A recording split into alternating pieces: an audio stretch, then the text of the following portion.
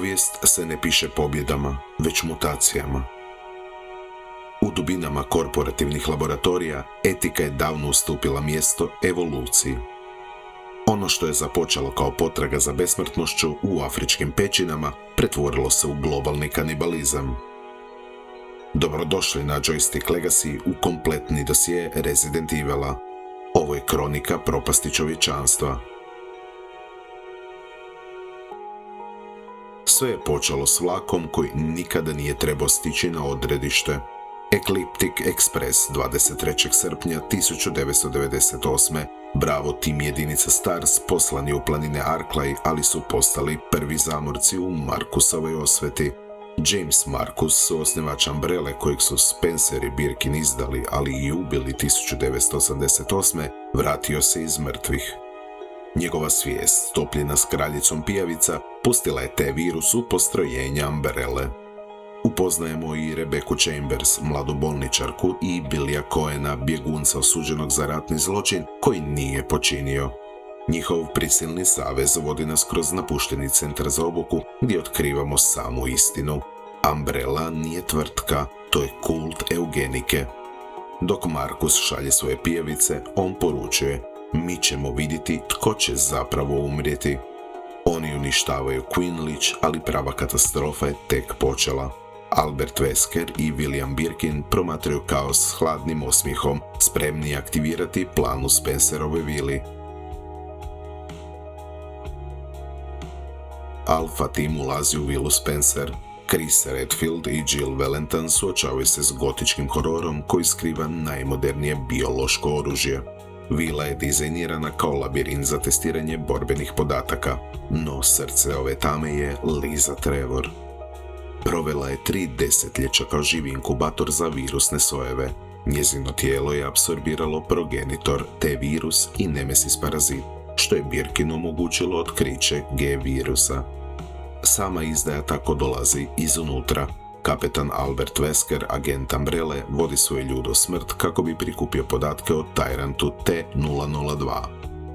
Chris, prestani s tim, vikao je Wesker dok mu se Chris smije u lice, ne znajući da je Wesker već ubrizgao sebi eksperimentalni virus. Weskerova smrt bila je samo transformacija. Chris i Jill uništavaju Tyranta i vilu, ali sjeme bioterora je već posijano. Umbrella se više ne može sakriti, a Wesker je postao nešto više od čovjeka. 2 mjeseca kasnije, Raccoon City je postao groblje. William Birkin, odbijajući predati G-virus Umbrelli, biva smrtno ranjen. U oči ubrizgava se virus i pretvara se. Te virus curi u vodovod preko štakora, a grad umire u jednoj noći. Leona Kennedyja, policajac na svom prvom i posljednjem radnom danu, i Claire Redfield, studentica u potrazi za bratom, postaju nevoljni heroji. Dok se probijaju kroz policijsku postaju, suočavaju se s Tyrantom T-00 ili vam Mr. X-om i Birkinovim mutacijama koje prkose biologiji. G-virus omogućuje hostu spontanu evoluciju, gdje mutacija ne prestaje dok host ne postane masa mesa i očiju. Leon tako susreće i Jadu Wong, špijunku koja traži uzorak virusa, dok Claire spašava Sherry Birkin. Na kraju uništavaju laboratorij Nest, ali Umbrella je već pripremila sterilizaciju grada. Cijeli grad je pogubljen, ali borba za Sherrynu krv tek počinje. Dok Leon i Claire traže izlaz, Jill Valentine proživljava vlastiti pakao. Umbrella je pustila nemesisa, savršenog lovca s parazitom, dizajniranog da eliminira preostale S.T.A.R.S članove. Jill se udružuje s Carlosom Olivierom, plaćenikom u BCS-a, koji shvaća da je njegova jedinica samo potrošna roba. Nemesis je neumoran, inteligentan i naoružan. Želiš S.T.A.R.S? Daću ti S.T.A.R.S. Jillin je klik prkosa prije nego što ispaljuje metak u čudovište. 1. listopada 1998. u 5:06 ujutro nuklearna raketa briše Raccoon City. Grad nestaje u bijelom bljesku, a s njime i stotine tisuća civila. Jill i Carlos bježe u zadnjoj sekundi, ostavljajući iza sebe pepeo i tajnu koju će progoniti svijet desetljećima. Prosinac 1998. 3 mjeseca nakon Raccoona, Claire Redfield biva zarobljena na Rockford Islandu, privatnom posjedu obitelji Ashford. Ovdje susreće Alfreda Ashforda, psihički slomljenog nasljednika koji pati od split personalitija svoje sestre Aleksije. Prava prijetnja je T-virus, nastao spajanjem progenitora s genima kraljice mrava i biljaka. Aleksija se budi nakon 15 godina kriogenog sna, adaptirana na virus. Njezina krv se zapali na dodir s kisikom, pretvarajući je u živu lomaču. Chris Redfield stiže spasiti sestru, ali se suočava s Weskerom koji traži Aleksijin uzorak. Sudbina Stevia Burnsidea, Clarina suputnika koji mutira i umire u njezinim rukama, simbol je tragedije ovog serijala. Ashfordi su na kraju zbrisani, ali Wesker uzima Stevovo tijelo, osiguravajući T. Veroniku za svoje buduće planove. Godina je 2005. Između pada Umbrelle i afričkog incidenta pojavljuje se nova prijetnja, T-virus. Teroristička grupa Veltro napada grad Terra Grigia, FBC, Federal Bioterrorism Commission, ga uništava orbitalnim satelitom. Jill Valentine i njezinovi partner Parker Luciani istražuju napušteni brod Queen Zenobia. Otkrivaju da je direktor FBC-a Morgan Lansdale orkestrirao cijeli napad kako bi povećao svoju moć. T-Abyss pretvara ljude u uze, mase mesa koji isisavaju tekućini žrtava. Chris Redfield i Jessica Sherwood pridružuju se istrazi, ali izdaje posvuda. Na kraju, Jill i Chris uništavaju virus u podvodnom laboratoriju i razotkrivaju Lansdale-a. FBC se gasi, a BSAA se reformira u globalnu silu pod okriljem UN-a. Leon Kennedy, sada elitni agent predsjednika SAD-a, odlazi u ruralnu Španjolsku spasiti Ashley Graham. Ali ovdje zombiji više ne postoje. Zamijenili su ih Ganadosi, hostovi parazita Las Plagas. Za razliku od virusa, Plagas dopušta hostu inteligenciju i timski rad pod kontrolom kulta Los Illuminados. Osmond Sadler planira inficirati predsjednika i preuzeti kontrolu nad Amerikom iznutra.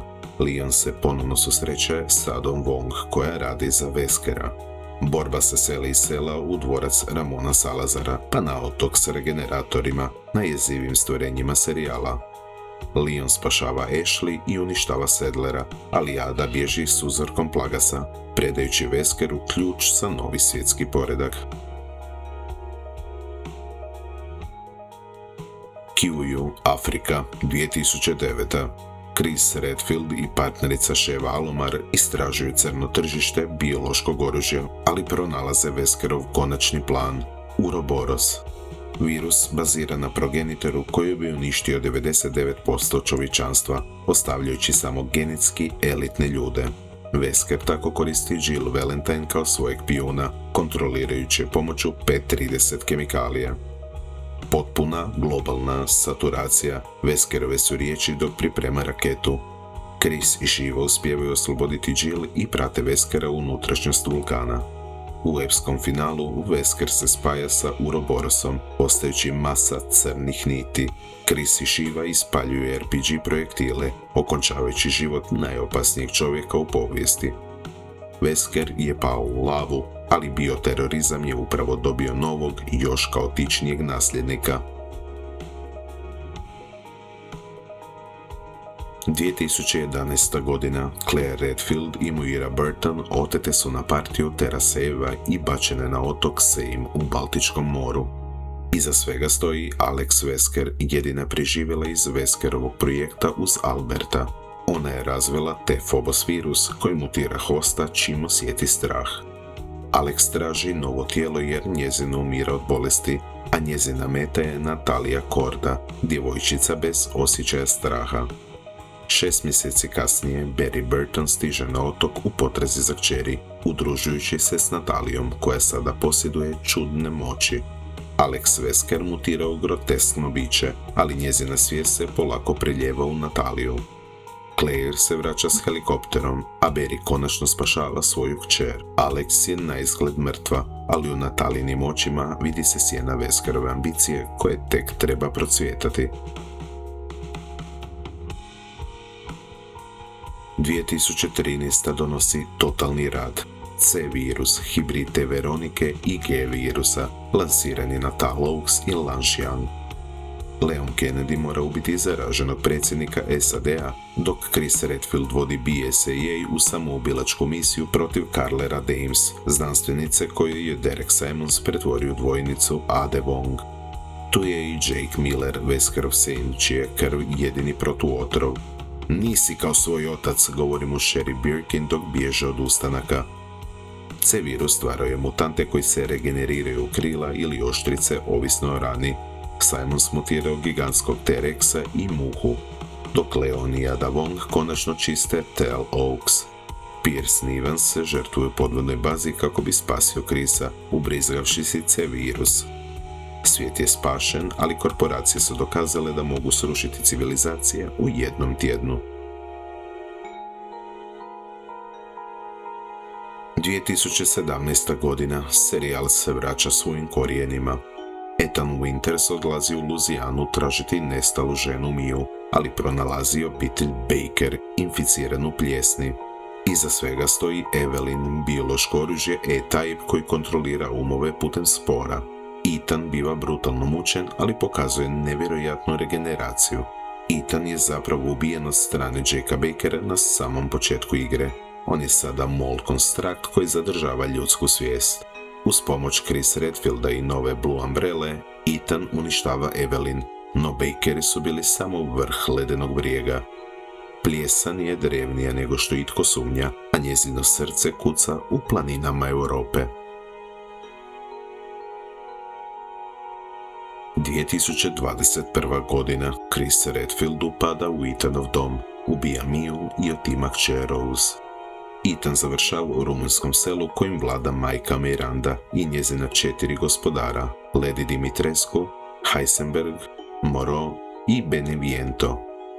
Miranda je bila Spencerova mentorica, on je od nje naučio pljesni i Megamajsetu prije nego što je osnovao Umbrellu. Miranda želi Rose kao posudu za svoju kćer Evu koja je umrla prije 100 godina od španjolske gripe. Ethan prolazi kroz pakao, gubi srce, ali se vraća kao čisti mold kako bi spasio kćer. U finalnoj žrtvi Ethan detonira Megamajseta, dok Chris spašava Rose i otkriva da BSAA koristi mutante kao vojnike.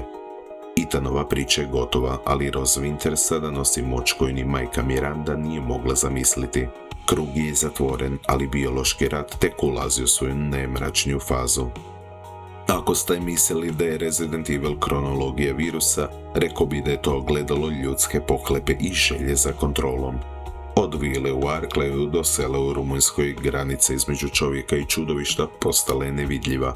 Umbrella je mrtva, ali njezini virusi su vječni. Ostanite u sjeni, jer u svijetu Resident Evila smrt je samo početak. Nove mutacije.